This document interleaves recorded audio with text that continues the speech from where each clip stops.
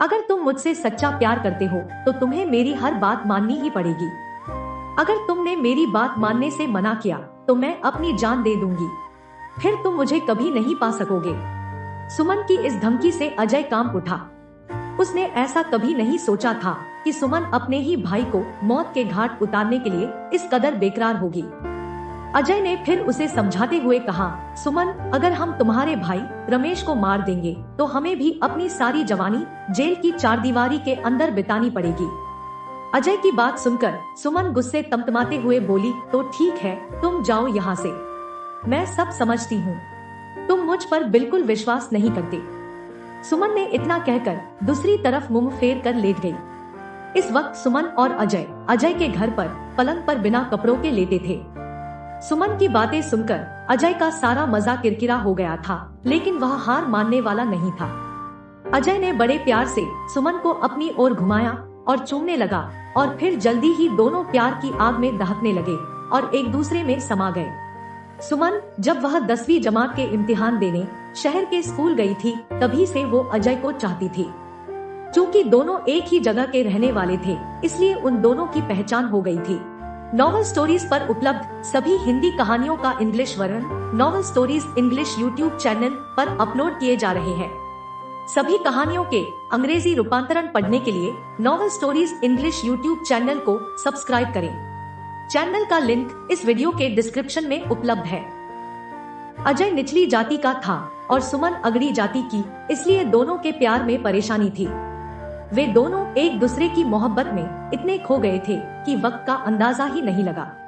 तकरीबन 4 साल तक वो दोनों लुक छिप कर मिलते रहे।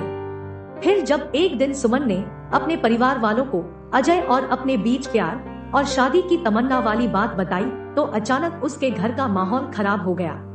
सुमन की 4 बहनों की शादी हो चुकी थी। वह सबसे छोटी थी। रमेश इन बहनों के बीच अकेला भाई था। उसी ने सुमन के इस प्यार का विरोध किया था।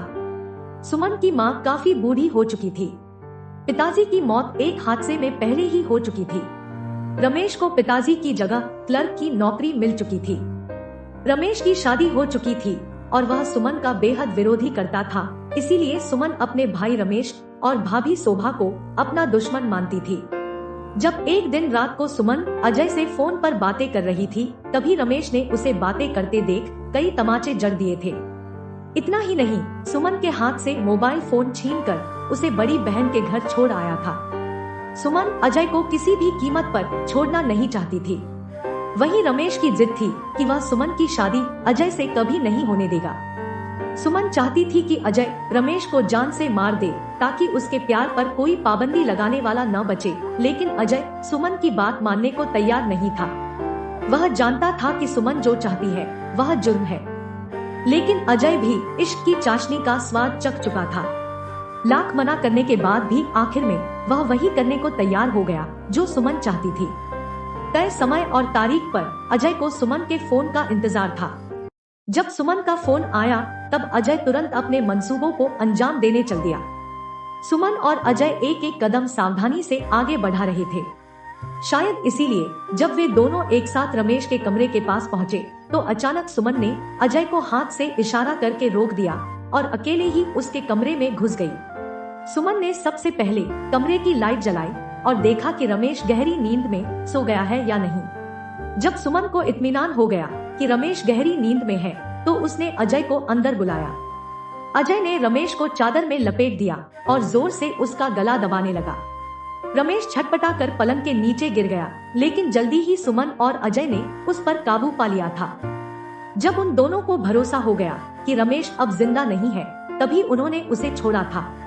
फिर उन दोनों ने रमेश का बिस्तर ठीक किया और दोबारा चादर इस तरह ढक दी जैसे वह गहरी नींद में सो रहा हो। फिर वे दोनों एक दूसरे को बाहों में भरकर चूमने लगे। उस समय सुमन काफी कामुक लग रही थी। एक बार जब सुमन की प्यास जाग जाती थी तो आसानी से उसे संतुष्ट कर पाना सबके बस की बात न थी।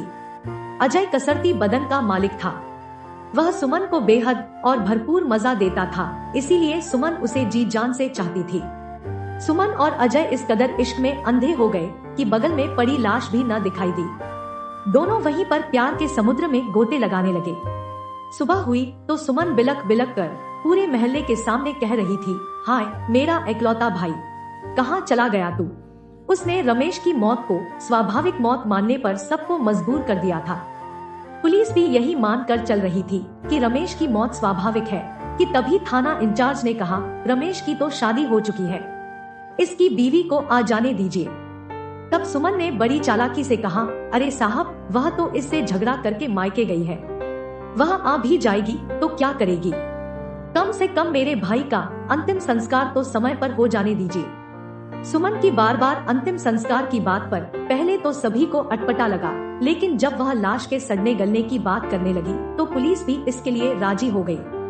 पुलिस अपना काम पूरा समझकर वहां से जाने ही वाली थी, तभी बाजी पलट गई। उसी वक्त रमेश की पत्नी शोभा अपने मायके वालों के साथ वहां आ गई। शोभा ने आते ही पुलिस से लाश का पोस्टमार्टम कराने की बात कही तो सुमन के होश उड़ गए। जैसे ही पुलिस को पोस्टमार्टम की रिपोर्ट मिली तो पुलिस तुरंत हरकत में आ गई। शक होते ही सुमन को तुरंत गिरफ्तार कर पुलिस थाने ले आई। इसके बाद पुलिस अजय की खोज में दौड़ गई और उसे भी धर दबोचा। सुमन और अजय के हसीन सपने बहुत देर तक पुलिस के सामने टिक न सके। सुमन खुद अपनी जबान से काली करतूत बयान करने लगी, साहब हम 5 बहनें हैं, रमेश मेरा इकलौता भाई था, लेकिन केवल कहने का भाई था। उसे अपनी बीवी के अलावा किसी और की चिंता न थी। वह अपनी बीवी के कहने पर मुझ पर जुल्म ढाता था, इसलिए मैंने उसे खत्म करने का फैसला कर लिया था। मैं मौके की तलाश में थी, तभी इसका अपनी बीवी से झगड़ा हो गया। वह अपने मायके चली गई। मैंने मौका पाकर अजय को फोन करके बुलाया था। हम दोनों ने रमेश का गला दबाकर उसे मार डाला था। साहब, मैं अजय से प्यार करती हूँ और उसे मैं किसी भी कीमत पर छोड़ना नहीं चाहती थी। सुमन बिना किसी झिझक के अपना बयान दे रही थी। अजय पुलिस के सामने जहां फूट फूट कर रो रहा था, वहीं सुमन की आंखों में आंसू का एक भी कतरा नहीं था। उसे अपने हसीन सपनों के लिए भाई की जान लेने का जरा भी दुख नहीं था। दोस्तों, अगर आपको ये कहानी पसंद आई तो अपने दोस्तों को शेयर करें और अगर आप चैनल पर नए हैं तो नॉवल स्टोरीज को सब्सक्राइब करें और नोटिफिकेशन बेल दबाना न भूलें। अपना और अपने परिवार का ख्याल रखें। मिलते हैं नई कहानी के साथ, तब तक के लिए धन्यवाद।